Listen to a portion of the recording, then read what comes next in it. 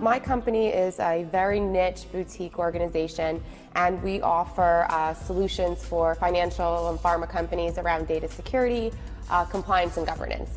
So very specific, very targeted to a unique demographic, but the problems they have are just absolutely tremendous.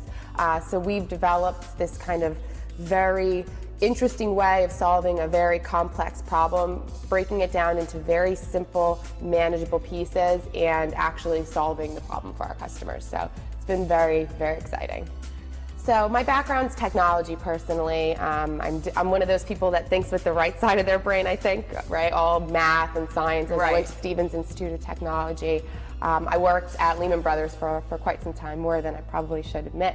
But I was there for a while, was there during the bankruptcy, and just learned so much about information and about how there's data everywhere, and in a pinch you may have to figure out how to segregate it, figure out who owns what, how the information is dispersed throughout an organization, and that's what ended up happening when Lehman went bankrupt. That was part of our jobs at the time.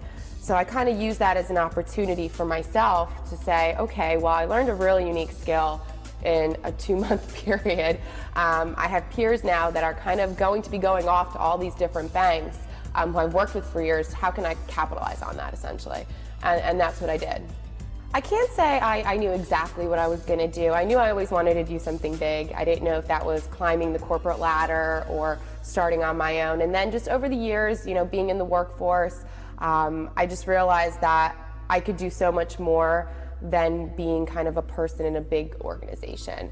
Not saying that there's anything wrong with that. People become very successful, and there are always critical elements to these large companies, but I wanted to offer something unique to big companies, so I still got that atmosphere and I could still kind of live and breathe big company, but do it in my own small way. For me personally, leadership is when bad things are going on, is being able to take a step back and handle situations when they're not good. It's very easy to be a leader in good times. It's much more difficult to lead a team, lead your peers, lead your customers when things are going wrong. So for me, that's leadership. Now, do you have a mentor, or have you ever had a mentor in your past? I consider almost everybody that I come across in some way to be a mentor. I think there's so many people out there that have very unique skills, and I think part of being an entrepreneur is being able to take the good parts of everybody and make them your own. But that being said, there's definitely been a few fundamental people in my life who also started businesses, who have guided me along the way. And I think it's important when you're doing what we do as entrepreneurs is not to be too egotistical and to be able to say, I don't know everything, and it's okay to find people that have been in similar situations as mine and ask for advice. And being able to humble yourself sometimes is a good thing, because if you're an entrepreneur and you start a business, you're probably a pretty aggressive person naturally.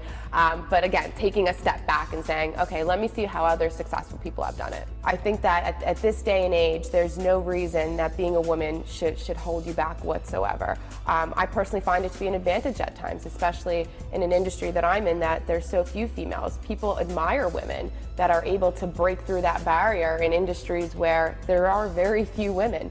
I mean, I went to Stevens where I think I graduated just a handful of women, and that's okay, that's a good thing. Right. So the more people that do it now, the more people will do it in the future.